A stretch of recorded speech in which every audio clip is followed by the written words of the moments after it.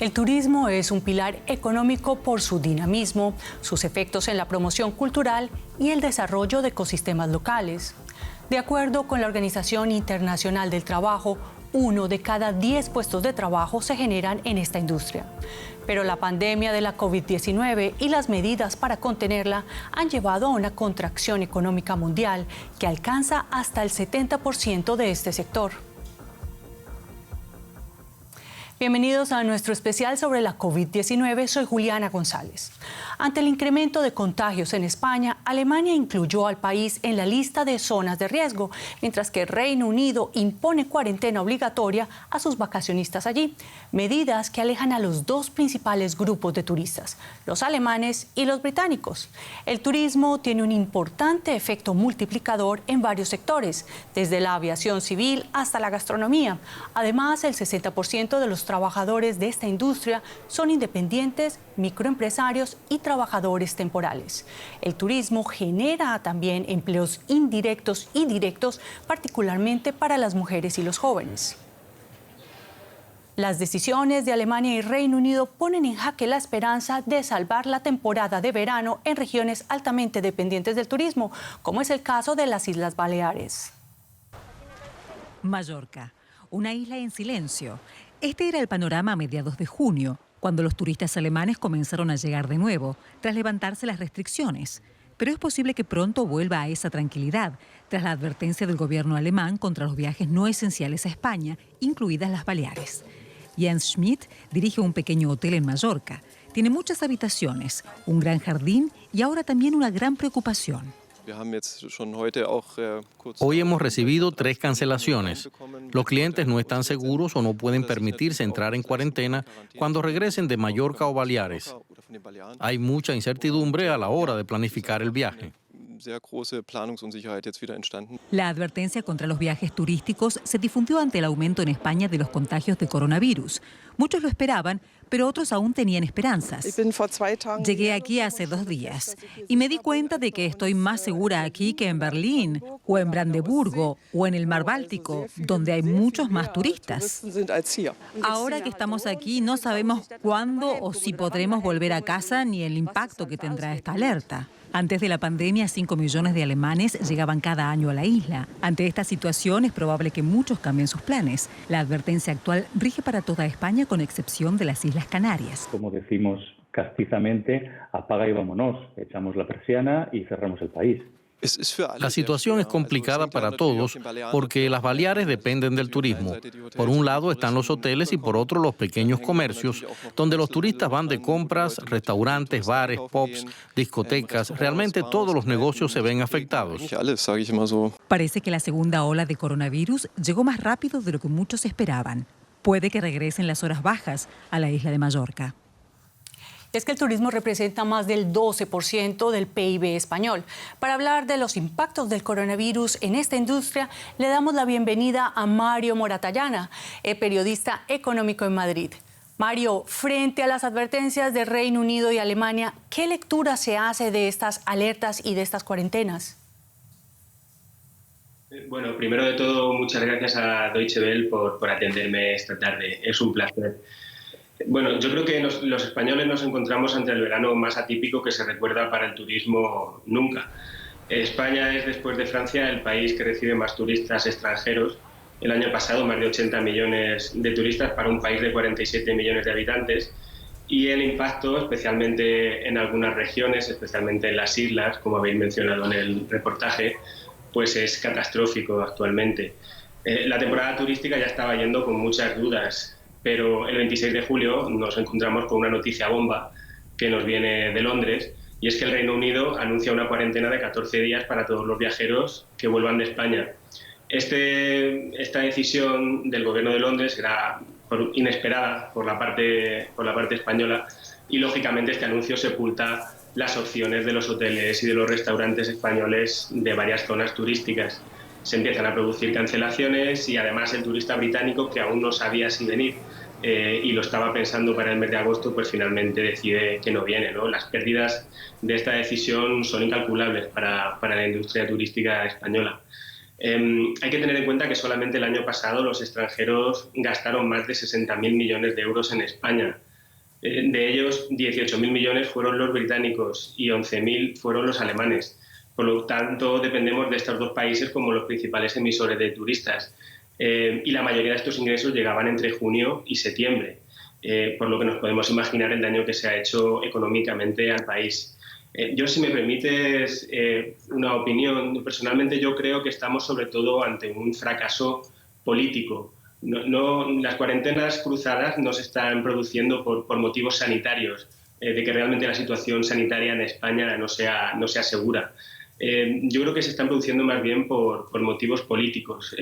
No se ha llegado a un acuerdo previo, el gobierno español no ha trabajado lo suficiente como tenía que hacerlo con el gobierno británico y luego con el gobierno alemán, y estos gobiernos han decidido legítimamente que prefieren que sus turistas no marchen a otro país y que dejen el dinero en el mercado interior.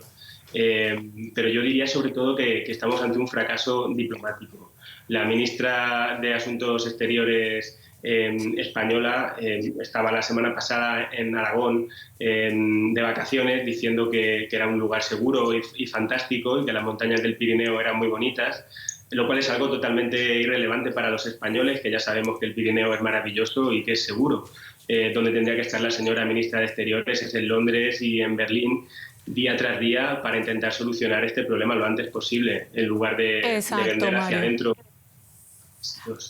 Así es, sí, pero si miramos, digamos, dentro de España, el gobierno español permite durante esta pandemia las suspensiones colectivas temporales, esos llamados despidos temporales y las reducciones de jornada como unas medidas provisionales. Sin embargo, también vemos que esta temporalidad se va prolongando. Si nos puedes decir brevemente qué efectos generan estas medidas en el conjunto de la economía española, teniendo en cuenta el tema del turismo que mencionas. Bueno, aquí en España se ha implementado una cosa que llamada ERTE, que es una suspensión temporal de empleo, que se ha aplicado también en otros países europeos, ante la caída súbita de la demanda. ¿Qué pasa? Los ERTE en principio funcionaban hasta el 30 de septiembre porque se entendía que el periodo turístico se iba a ver dañado. A partir de septiembre pues ya no sabemos lo que va a pasar y seguramente muchos de los ERTE acaben siendo despidos definitivos en el sector turístico. Muchas gracias, Mario Moratalla, periodista económico, y hasta una próxima oportunidad. Muy bien, muchas gracias. Berlín es reconocida por sus vibrantes clubes de techno, pero la pandemia los obligó a cerrar sus puertas. La imposibilidad de garantizar la distancia física impide a las autoridades levantar las restricciones. Sus propietarios argumentan que son parte de la escena cultural y buscan apoyos para mantenerse a flote. La noche berlinesa, siempre y cuando no se desarrolle afuera, se ve muy afectada por las restricciones de la pandemia. Mientras que los bares pudieron reabrir, los clubes permanecen cerrados desde mediados de marzo, sin conciertos ni fiestas nocturnas. También así el Club Gretchen. Ante la severa crisis, el gobierno prometió millones de euros en nuevas ayudas. ¿Son las discotecas solo lugares de ocio o también espacios culturales? De la respuesta dependen las subvenciones estatales. No podemos generar ingresos propios, o al menos no muchos, y estaremos cerrados durante mucho tiempo. Es una catástrofe económica, pero creo que los políticos entendieron que la cultura se encuentra en una situación realmente muy mala. No creo que haya diferencia entre un teatro de ópera y un club nocturno, solo son diferentes estilos musicales. La gran diferencia es que nosotros nos financiamos de forma totalmente autónoma.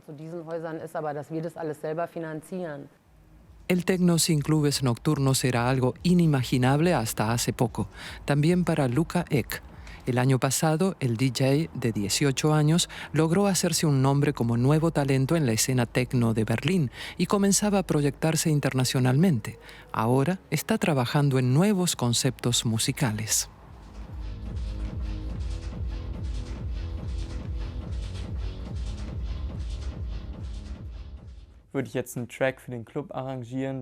Si arreglara un tema para un club, tendría una introducción y un desenlace largos para que fuese más fácil de mezclar para los DJs. Pero los que produzco últimamente son mucho más cortos. Solo hay que intentar producir música que mantenga una buena calidad incluso después de la pandemia. Sin los clubes, Berlín no sería la misma ciudad. Cuando aún no se hablaba del distanciamiento social, Luca Ek lanzó su primer tema, Distancia Digital. Dice que hay un dilema en este sector que ya no puede interactuar en persona sino solo a través de plataformas digitales. Una sesión en tiempos de coronavirus en la plataforma de streaming United We Stream, con más de 35 millones de visitas de todas partes del mundo. Sin remuneración, sin público, solo las cámaras están presentes. Tenemos que distanciarnos de cosas que antes eran cotidianas y que tal vez conformaban nuestras vidas.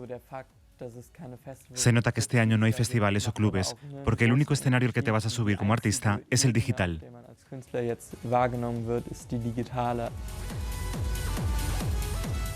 Y claro que puedes actuar en streaming, pero es que otros 10.000 también lo hacen. Aún así, este formato ayuda a los artistas a mantenerse presentes y a que los clubes sigan a flote. El proyecto de crowdfunding United We Stream ya está interconectado por todo el mundo, desde Detroit a Singapur.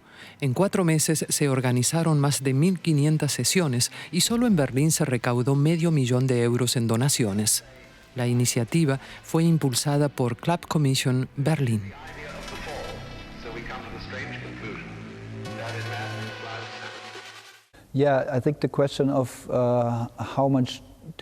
Creo que el peligro que corren los clubes dependerá del tiempo que permanezcan cerrados. Me parece que ahora mismo se está supervisando todo muy bien, pero aún falta mucho para regresar al oscuro sótano de un club repleto de gente.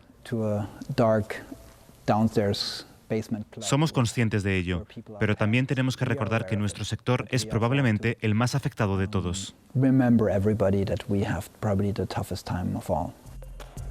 Incluso con subsidios del gobierno y donaciones privadas es difícil que los clubes sobrevivan. Lo único seguro es que solo podrán reabrir cuando la pandemia haya terminado. A ustedes gracias por acompañarnos en esta edición del especial de coronavirus.